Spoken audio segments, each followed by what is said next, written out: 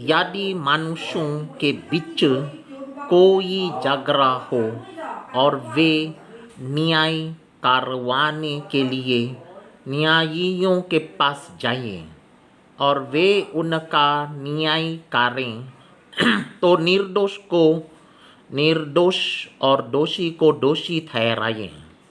और यदि दोषी मार खाने की योग्य ठहरे, तो न्यायी उसको गिरवाकर अपने सामने जैसा उसका दोष हो उसके अनुसार कोड़े गिन गिन कर लगवाए। वो उसे 40 कोड़े तक लगवा सकता है, इससे अधिक नहीं लगवा सकता। ऐसा ना हो कि इससे अधिक बहुत मार खिलवाने से तेरा भाई तेरी दृष्टि में तुच्छ ठहरे। दावते समय चलते हुए बैल का मुंह न बंदना। जब कोई भाई संग रहते हों और उनमें से एक निपुत्र मर जाए, तो उसकी स्त्री का विवाह परगोत्री से न किया जाए। उसके पति का भाई उसके पास जाकर उसे अपनी पत्नी कर ले और उससे पति के भाई का धर्म पालन करे। और जो पहला बेटा उस स्त्री से उत्पन्न हो, वो उस मारे हुए भाई के नाम को ठहरे, जिससे कि उसका नाम इस्राएल में से मिट ना जाए। यदि उस स्त्री के पति के भाई को उससे विवाह करना ना बाये, तो वो स्त्री नगर के फाटक पर वृद्ध लोगों के पास जाकर कहे, मेरे पति के भाई ने अपने भाई का नाम इस्राएल में बनाए रखने से मना कर दिया है और मुझसे पति के भाई का धर्म का पालन करना नहीं चाहता।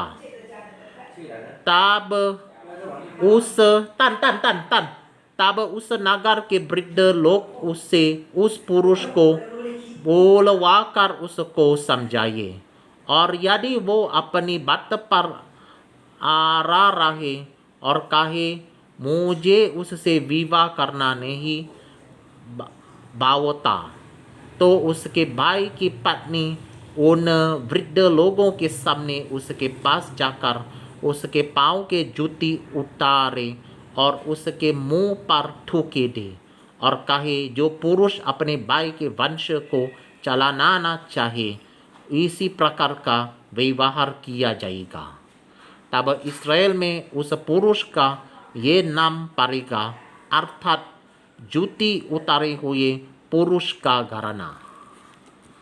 अन्य नियम, यदि दो पुरुष आपस में मारपीट करते हों और उनमें से एक ही पत्नी अपने पति को मारने वाले के हाथ से चुराने के लिए पास जाए और अपना हाथ बढ़ाकर उसके गुप्त अंग को पकड़े, तो उस स्त्री का हाथ काट डालना, उस पर तरस न खाना। अपनी थैली में भांति भांति के अर्थात गत्ती भर्ती बटखारे ना रखना। अपने घर में भांति भांति के अर्थात गतनी भर्ती ना पुए ना रखना। तेरे बटखारे और ना पुए पूरे पूरे और धर्म के हों, इसलिए कि जो देश तेरा परमेश्वर यहोवा तुझे देता है उसमें तेरी आयु बहुत हो, क्योंकि ऐसे कामों में जितने कुटिलता करते हैं वे सब तेरे परमेश्वर यहोवा के दृष्टि में घृणित है।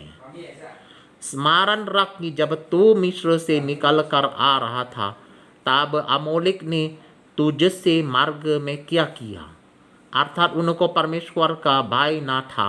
इस कारण उसने, जब तू मार्ग में थका मंदा था, तब तुझ पर चढ़ाई करके जितने निर्बल होने के कारण सबसे पीछे थे उन सबों को मारा।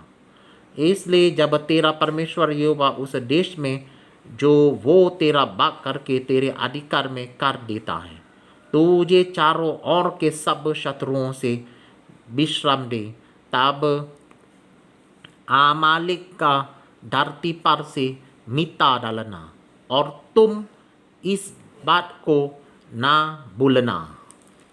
All right, I have finished reading in Hindi. Thank you.